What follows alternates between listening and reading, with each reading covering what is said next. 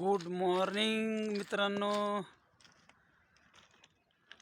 काय काल व्हिडिओ काढला होता पण काय चालला नाही. आज तुम्हाला दाखवतो, सगळं दाखवतो रेल्वेचं काम.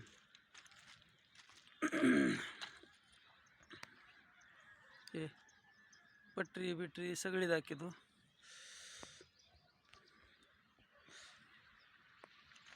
Good morning. बघा सकाळ सकाळ आनंद, किती छान गार थंड वातावरण. हे खड्डा जी केलेला असेल ती कशासाठी केलेला असेल? हो आउटलेट काही करायला काहीतरी पाणी बिनी काढून दिलं असेल.